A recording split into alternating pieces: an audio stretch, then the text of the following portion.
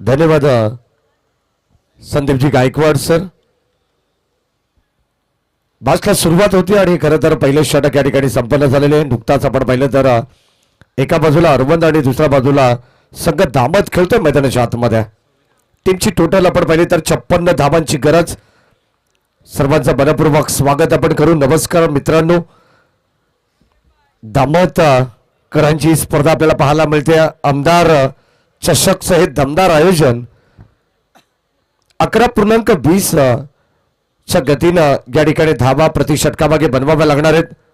धन्यवाद मनपूर्वक आणि विशेष आभार प्रसाद दादा थोरवे, सुरेश दादा टोकरे या सर्व उपस्थित मान्यवरांचा. नुकताच या ठिकाणी स्वागत समारंभ संपन्न झाला आणि आपल्या स्पर्धेतून त्यांनी रजा देखील घेतलेली आहे. ओम साई MTC लाईव्ह टेलिकास्ट या वाहिनीच्या माध्यमातून आपण सर्वांचं मनपूर्वक स्वागत करू. अत्यंत सुंदर मॅच या ठिकाणी प्रेक्षकांना पाहायला मिळते. 56 धावांची गरज. 26 धावा धावफलकावरती लावण्यात आलं. पहिलं षटक थोडस खुरमचं महागड राहिले ते दामट टीमसाठी. अफजल ऑन साइडला वर स्ट्रोक पिकअप स्ट्रोक आपण पाहतोय. बॉल चाललाय सरळ वाईडिश लॉंग गॉनला बीट करत बॉल बाउंड्री लाईनच्या बाहेर आलेला खणखणीत दर्जेदार षटकार.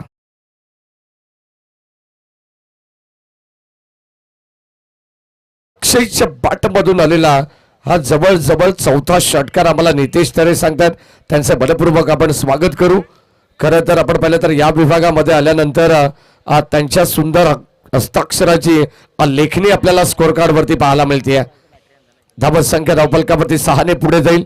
आक्रमक रूप सध्या तरी धारण केलंय.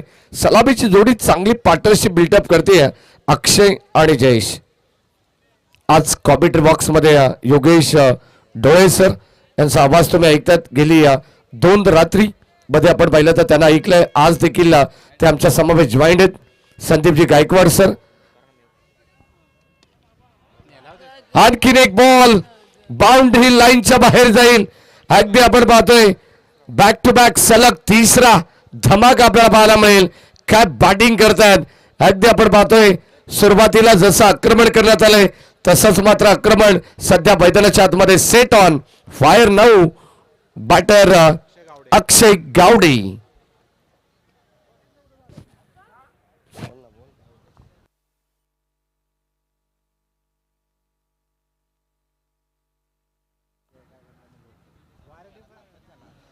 अडत 30 धावा धावफलकावरती बनल्या गेलेल्या आहेत.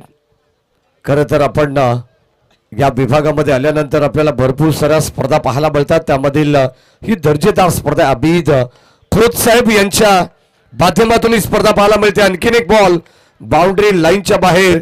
फिरोज खान सर यांना मात्र कवायत करावी लागते वारंवार आणि आता बॉल बाउंड्री लाईनच्या बाहेर असताना धावा मिळतील 6. 56 धावांची गरज असताना का बॅटिंग केली आहे. लाजबाब स्ट्रोक आपल्याला पाहायला मिळाले.